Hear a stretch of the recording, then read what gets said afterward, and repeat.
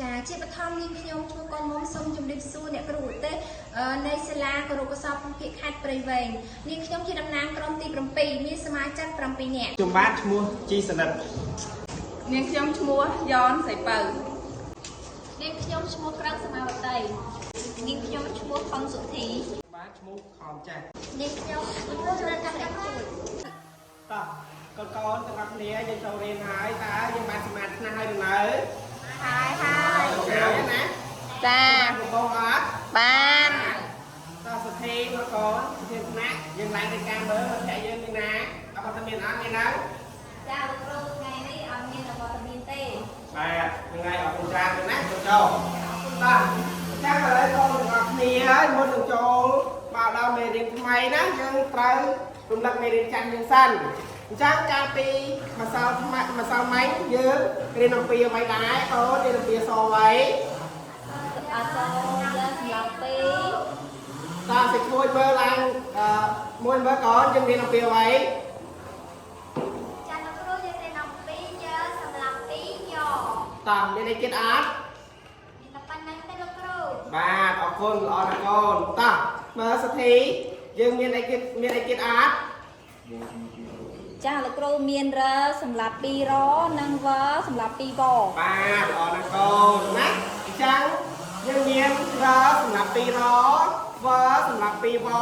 និងយសម្រាប់ពីយ៉តើឥឡូវយើងមកអានពាក្យទាំងអស់គ្នាកាលពីម្សិលមិញណាតើអញ្ចឹងយើងមើលឃើញពាក្យនៅក្នុងដៃលោកគ្រូនេះយើងអានថាម៉េចតវ៉ាតវ៉ាតើចាំតមកទៀតគឺយើងមើលក្នុងបាននៅក្នុងដៃលោកគ្រូនេះគឺអីចៅវ៉ាបាទណាអរគុណ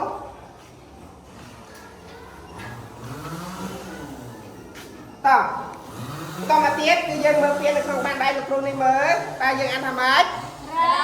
ណារណារបាទអរគុណ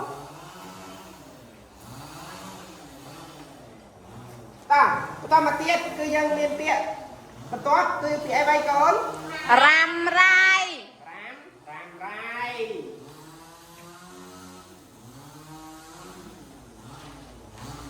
តោះអញ្ចឹងពាក្យចុងក្រោយតើកូនទាំងអស់គ្នាមើលតែយើងអានថាម៉េចដែរអាយ៉ៃអាយ៉ៃណាតោះឥឡូវយើងបានរំលឹកមេរៀនចាស់របស់យើងអញ្ចឹងយើងអានទាំងអស់គ្នាណាតោះដំបូងគឺតវ៉ាតវ៉ាពាក្យបន្ទាប់គឺចៅវ៉ាតោះបាទតោះពាក្យបន្ទាប់ទៀតគឺរណារបាទកូនតោះបន្តមកទៀតគឺពាក្យរ៉ាំរ៉ៃបាទតោះចាំពាក្យចុងក្រោយគឺអីគឺអាយ៉ៃបាទតោះឥឡូវកូនអានជាមួយលោកគ្រូណាតវ៉ាតវ៉ាចៅវ៉ារណាររ៉ាំរ៉ៃបាទតោះទៀតគឺអាយ៉ៃតោះឥឡូវកូនអានទាំងអស់គ្នាណាលោកគ្រូចង្អុលតោះចៅវ៉ារណាររ៉ាំរ៉ៃអាយ៉ៃបានអរណាកូនអញ្ចឹងផ្ទះដៃអបអរសាទរទាំងអស់គ្នាមួយណាបាទអរចា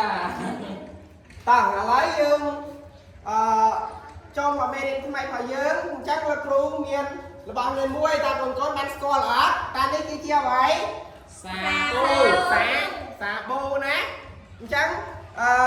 ក្រោយពីកូនរាល់ថ្ងៃងូតទឹកដៃយើងដោតជាមួយនឹងសាប៊ូអត់ដោអញ្ចឹងមុនហូបអាហារយើងត្រូវលាងដៃជាមួយនឹងអ្វីកូនសាប៊ូអញ្ចឹងប៊ូមានសូដាអ្វីដែរកូនមានសូដាអំបិលបានអត់ចាប៊ូមានសូដាអំបិលតោះឥឡូវកូនថាតាមលោកគ្រូមើលប៊ូមានសូដាអំបិលតោះឥឡូវកូនថាខ្លួនឯងមើលប៊ូមានសូដាអំបិលបាទល្អណាស់កូនតោះអបអរសាទរគ្នាយើងមួយ ស្គាល់សូររួចមកហើយឥឡូវអ្នកគ្រូរៀនពីការស្គាល់តួអក្សរថ្មីតោះអញ្ចឹងកូនៗថ្ងៃនេះយើងរៀនមេរៀនថ្មីមេរៀនទី37អំពីអក្សរបត្រីស័ព្ទបអញ្ចឹងអ្នកគ្រូសរសេរលើក្តារខៀន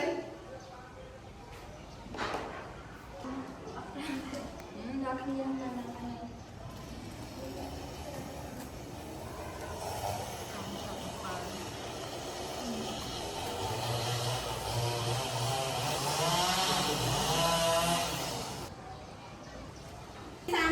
ទៅប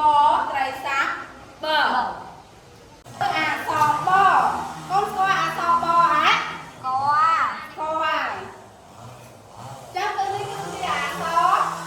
បចាំ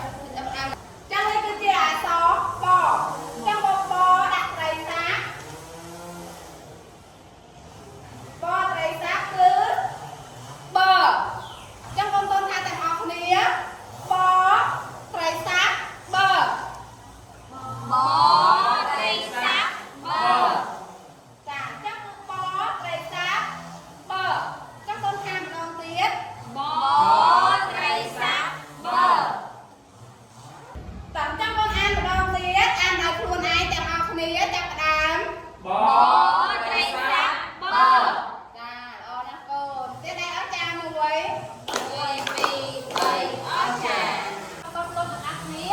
ចាំរៀនអំពីអីកូនការស្គាល់តួអក្សរចាគឺចាំរៀនអំពីការស្គាល់តួអក្សរថ្មីបត្រីស័ព្ទ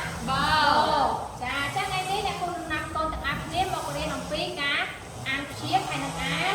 ពាក្យចាចឹងកូនទាំងអស់គ្នាមើលអ្នកគ្រូរៀនពាក្យអីបង្ហាញកូនទាំងអស់គ្នាអ្នកគ្រូនឹងទៅពាក្យថ្មីទៅលើតាខៀន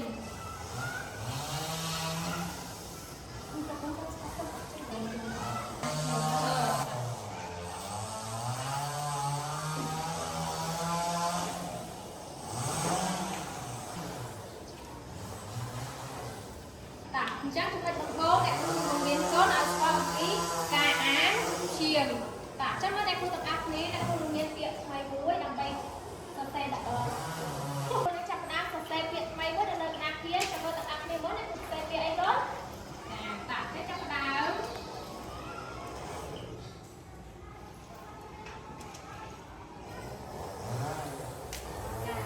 តាចាំមើលស្ដាប់អ្នកគ្រូអានទាំងអស់គ្នាបអី3ចាតាកូនបត្រីស័ព្ទបដាក់ស្រៈអី3ចាឥឡូវអ្នកគ្រូនឹងមានពាក្យថ្មីមួយទៀត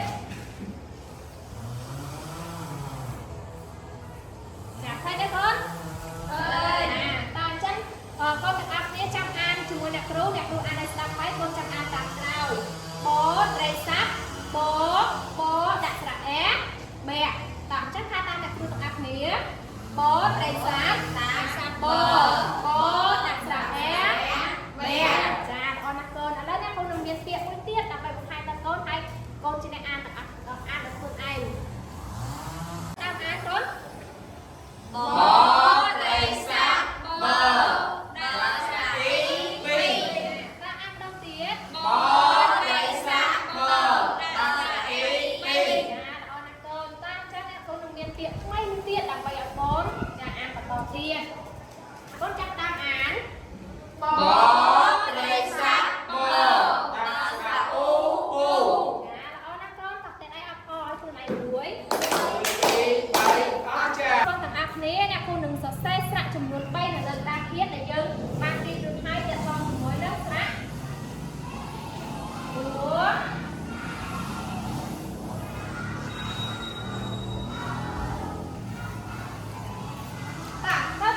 ស្គាល់ស្រៈទាំង3នេះទេស្គាល់អានទាំងអស់គ្នាស្រៈអូស្រៈអាវស្រៈអឿចាអញ្ចឹងមេរៀនកន្លងមកតើយើងរៀនអំពីស្រៈទាំង3នេះតាក់ទងជាមួយនឹងសញ្ញាត្រីស័ព្ទតើកូនអាចប្រើសញ្ញាត្រីស័ព្ទជាមួយនឹងស្រៈទាំង3នេះបានអត់កូនបានទេកូនបានទេចាយើងប្រើស្រៈទាំង3នេះជាមួយត្រីស័ព្ទគឺយើងមិនចាំបាច់ប្រើដាក់សញ្ញាត្រីស័ព្ទទេដោយសារតែស្រៈអូស្រៈអាវហើយនឹងស្រៈអៀគឺសញ្ញានេះកូនអត់ចាំបាច់ប្រើស ញ្ញៈត្រីសាប់ទេតោះនេះកូនតាឥឡូវនេះយើងបានបញ្ចប់ចំពោះការអានជាងឥឡូវនេះកូនទាំងអស់គ្នាសូមងាកមកមើលអ្នកគ្រូម្ដងតើតើជាមួយនឹងការអានពាក្យចាអញ្ចឹងកូនមើលទាំងអស់គ្នាថាអ្នកគ្រូជំនាញពាក្យអ្វីសរសេរនៅលើក្តារខៀន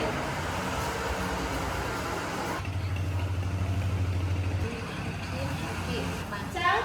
កូនអានជាមួយអ្នកគ្រូទាំងអស់គ្នាការអានពាក្យការអានពាក្យកូនអានខ្លួនឯងការអានពាក្យអូនណាកូនចឹងណាកូននឹងមានពាក្យថ្មីមួយសរសេរនៅលើក្តារខៀនដល់កូនទាំងអស់គ្នាមើលចាំតាមដានមើលអ្នកគ្រូសរសេរពាក្យអ្វីកូន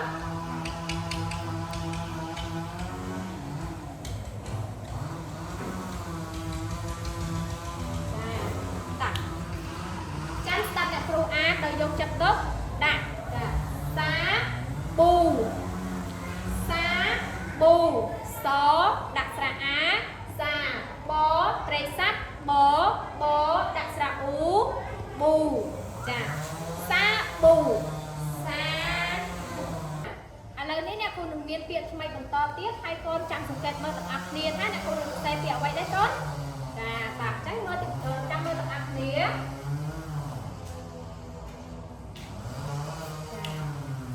ដាក់ស្ដាប់អ្នកគ្រូអានចែបុំចដាក់ស្រៈអែចែបត្រីស័ព្ទបដាក់ស្រៈអ៊ុំបុំចែបុំចាតើអញ្ចឹងកូនទាំងអស់គ្នាអានជាមួយនឹងគ្រូចដាក់ស្រៈអែចែបត្រីស័ព្ទបដាក់ស្រៈអ៊ុំបុំចាម្ដងទៀតចដាក់ស្រៈអែចែបត្រីស័ព្ទដាក់ស្រៈដាក់ស្រៈអ៊ុំបុំឥឡូវកូនទាំងអស់គ្នាមើលមកអ្នកគ្រូបន្តទៀតអ្នកគ្រូនឹងមានពាក្យថ្មីមួយទៀតដើម្បីសរសេរនៅលើក្តារខៀនណាតើកូនមើលទាំងអស់គ្នា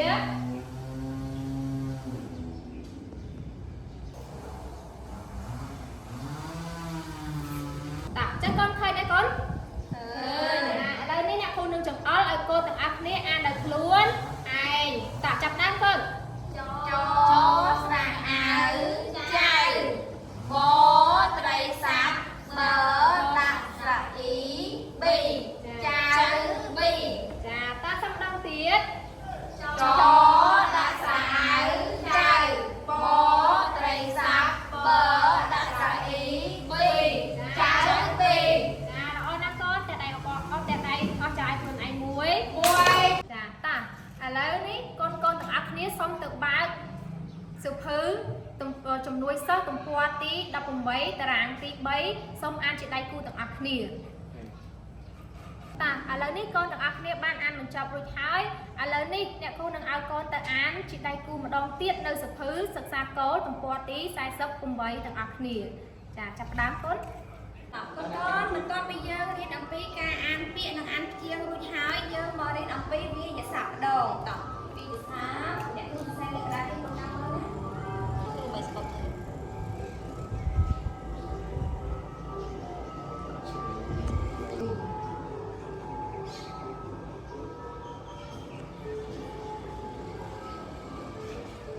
ឡូវពីដើមមកពាក្យសាប៊ូតោះកូនពេលយើងកក់សាក់រាល់ថ្ងៃដោយអីគេសាប៊ូសាប៊ូអ្នកគ្រូពោលរង្វង់នៅលើពាក្យសា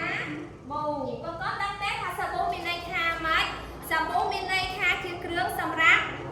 កក់សាក់បោកខោអាវដុសខ្លួនតោះអ្នកគ្រូឲ្យឧទាហរណ៍មួយខ្ញុំលាងដៃដុសនឹងសាប៊ូរាល់ថ្ងៃតោះឥឡូវអ្នកគ្រូអ្នកគ្រូអាចនិយមន័យពាក្យសាប៊ូរួចហើយឥឡូវអ្នកគ្រូអានពាក្យសាប៊ូកូនចាំអានជាមួយអ្នកគ្រូហើយកូនចាំអានទាំងអស់គ្នាតោះសាប៊ូតោះកូនអានជាមួយអ្នកគ្រូសាប៊ូតោះកូនអានសាប៊ូចាតោះឥឡូវអ្នកគ្រូឲ្យល្បះកូនទៅមួយទឹករាល់ថ្ងៃយើងមួយទឹកយើងធ្វើម៉េចកូនកក់សាក់នឹងអីសាប៊ូចាពេលយើងមួយទឹកកក់សាក់នឹងសាប៊ូរាល់ថ្ងៃតោះឥឡូវអ្នកគ្រូបញ្ជាក់បន្ថែមកូនចាំអានល្បះពេញជាមួយអ្នកគ្រូណាយើងកក់សាក់ជា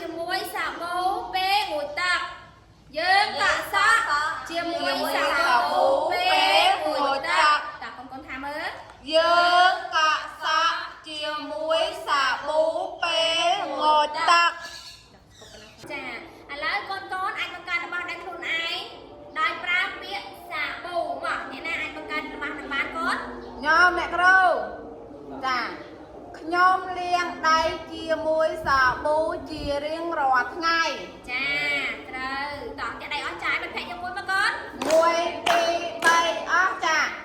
ចាមុននេះយើងបានរៀនអំពីវិទ្យាសាស្ត្ររួចហើយឥឡូវយើងរៀនអំពីការអានល្បាំវិញម្ដង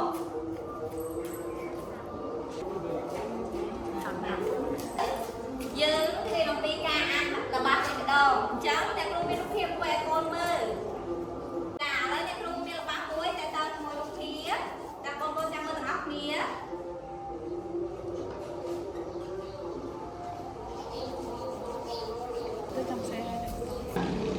ពាក្យទាំងអស់ពាក្យមានពាក្យប៉ុន្មានដែរកូនអាន4ណាចាឥឡូវចាំមើលអ្នកគ្រូនិយាយពាក្យទាំងអស់គ្នាឥឡូវបងប្អូនឃើញមានប៉ុន្មានពាក្យដែរកូន មាន3អ្នកគ្រូ 3ពាក្យចាឥឡូវអ្នកគ្រូអានឲ្យកូនស្ដាប់សាប៊ូ2ដុំតើឥឡូវបងប្អូនអានជាមួយអ្នកគ្រូទាំងអស់គ្នាសាប៊ូ2ដុំ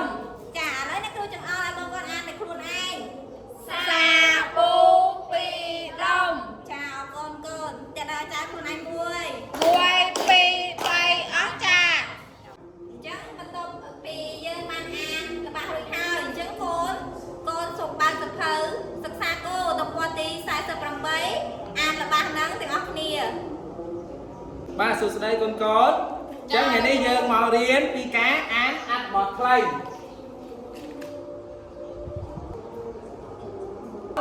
មើលនេះគឺយើងរៀនការអានអត្ថបទខ្លីអញ្ចឹងកូនកូនមើលលើរូបភាពទាំងអស់គ្នាហើយទូទាជាមួយលោកគ្រូថាតើអត្ថបទនេះគេនិយាយអំពីអ្វីកូនកូនអាចឆ្លើយបានទេ បាន តើរូបភាពនេះនិយាយពីអ្វី ការអានអត្ថបទខ្លី ទូទាមើលថាតើរូបភាពនេះគេនិយាយពីអ្វី ខ្ញុំលោកគ្រូ តើសុំម្ដងទៀតមើល ការបោះសាប៊ូលេង ការបោះសាប៊ូលេងអូខេអញ្ចឹងលោកគ្រូនឹងប្រាប់ថាតើអត្ថបទនេះគេនិយាយអំពីអ្វីយើងមើលរូបភាពឃើញមានតាមួយនិងចៅមួយហើយកំពុងអីគេ កំពុងលេង កំពុងលេងបោះអីគេកូនមើលរូបទៅស្តៀងអីគេកូន សាប៊ូ សាប៊ូអញ្ចឹងតាបុំបោះសាប៊ូអត្ថបទនេះគឺនិយាយអំពីតាបុំបោះសាប៊ូចឹងលោកគ្រូនឹងសេអត្ថបទហ្នឹងឲ្យកូនមើលអូខេអញ្ចឹងលោកគ្រូនឹងអានអត្ថបទខ្លីឲ្យកូនស្ដាប់ទាំងអស់គ្នាតាបុំបោះសាប៊ូតាបុំ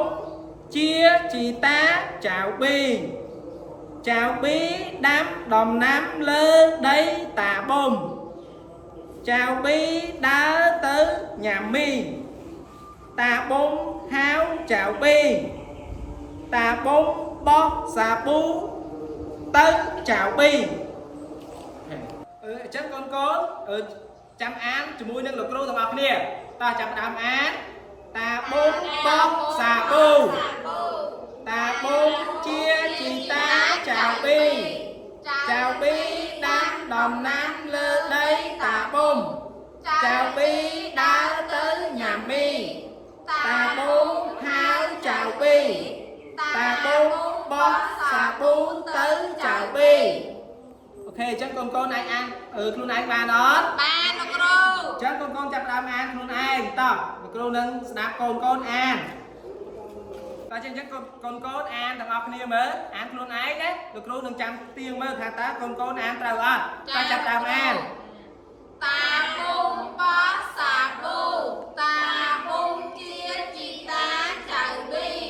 ចៅប៊ីដាំដំណាំលើដីតាបុំចៅប៊ីដើរទៅញ៉ាំមីតាបុំហៅចៅប៊ីតាបុំបោះសាប៊ូទៅចៅប៊ី អូខេល្អណាស់កូនអញ្ចឹងតែដៃឲ្យចៅខ្លួនឯងមួយមើល 1 2 3អស់ចា អូខេអញ្ចឹងបន្ទាប់ពីកូនអានអត្ថបទខ្លីចប់ហើយតើកូនអាចឆ្លើយសំណួរបានទេ បានលោកគ្រូ អញ្ចឹងលោកគ្រូនឹងសួរសំណួរមួយទៅកូនទាំងអស់គ្នាតើចៅប៊ីដាំដំណាំនៅឯណា ចៅប៊ីដាំដំណាំលើដីតាបុំ សំណួរទី2តើតាបុំបោះអ្វីតើកូនឆ្លើយមើល តាបុំបោះសាប៊ូ ល្អណាស់កូនកូនផ្ទះដៃមួយ